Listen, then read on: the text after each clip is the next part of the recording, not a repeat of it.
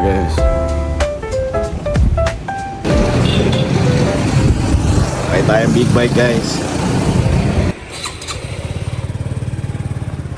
Tara guys, biyahe tayo. Ito na, paalis na yung big bike natin. Sobrang bilis ng biyahe namin papunta ng EDSA Shangri-La. So, chill muna tayo guys.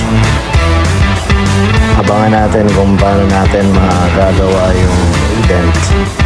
Habang nasa biyahe guys, iniisip na natin kung paano natin ma-execute yung mga preparation mamaya. So, ganun lang. Yun, malapit na tayo bumaba.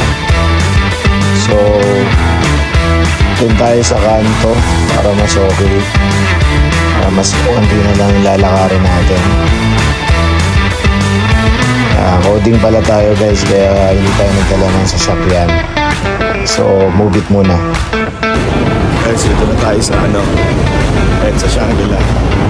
So, tignan natin kung anong mangyayari mamaya. Chill muna tayo guys. Ayan, lakad-lakad muna dahan-dahan.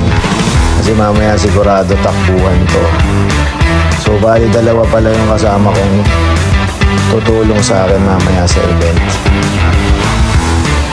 So habang papasok tayo dito sa loob ng store, ipe-prepare na natin yung mga kailangan nating gamit para sa setup.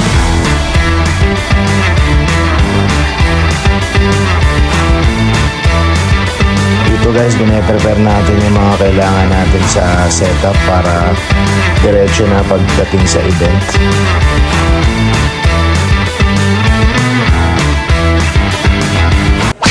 Hi guys, simulan na natin yung preparation para sa event mamaya. So let's go. Di ko na na-picture yung mga kailangan nating mga documents para sa catering. Pero dito guys, magsisimula na tayo. Unang-unang gagawin natin, mag-iihaw tayo ng gyu anticucho para dun sa isa sa mga course na kailangan ng event.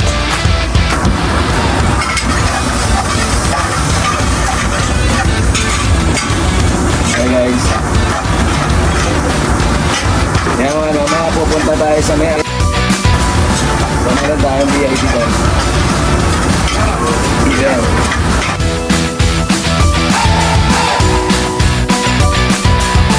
Siyempre kailangan natin dahan-dahan yung pagluluto ng pagkain para mas pumasok yung flavor sa loob. So hindi natin siya minamadali. So kailangan talaga ng passion dito sa pagluluto na to.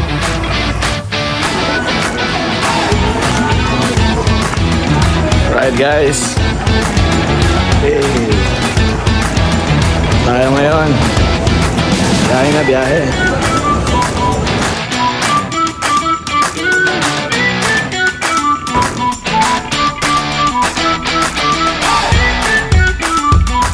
Pagdating sa lugar, syempre kailangan na natin i-set up yung mga kailangan nating gamit para mas madali tayo makapag-prepare ng food.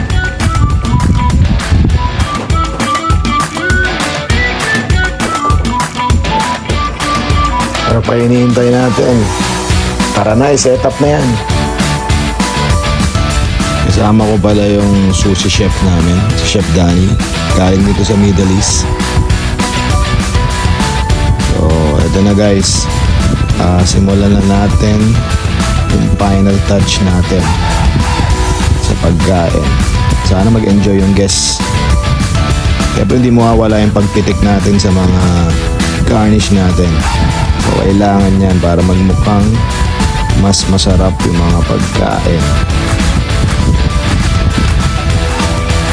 Gustaduhin muna natin to guys para mainit-init pa.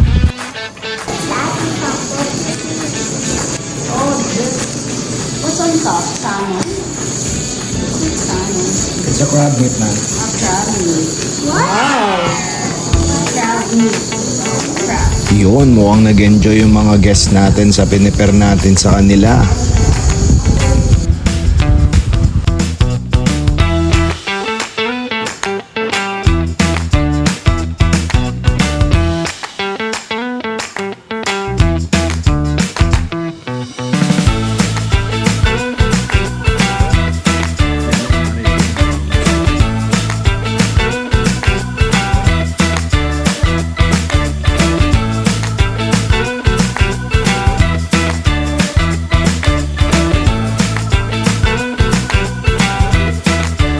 Guys, nag-enjoy kayo sa video na ginawa ko.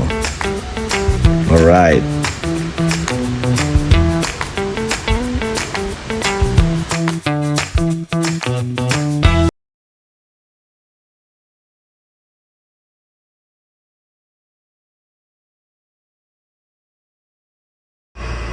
Final touch tayo sa mga pagkain, guys. Kailangan make sure na maganda at presentable to sa guest natin. Onting pitik lang para maging mas masarap. Siyempre, kailangan natin ng iba't ibang klase ng garnish para magmukhang kakaiba yung pagkain natin.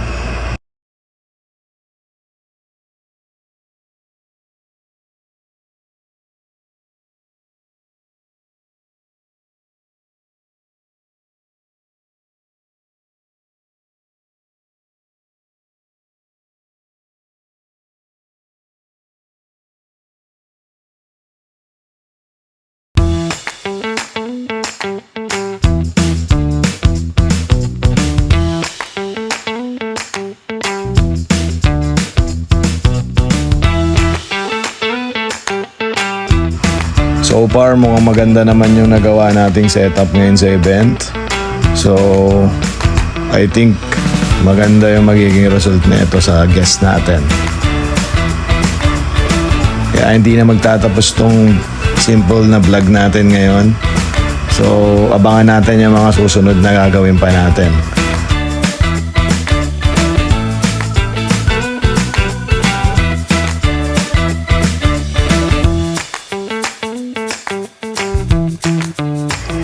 Guys, comment pa kayo kung gusto nyo pa ng susunod na video.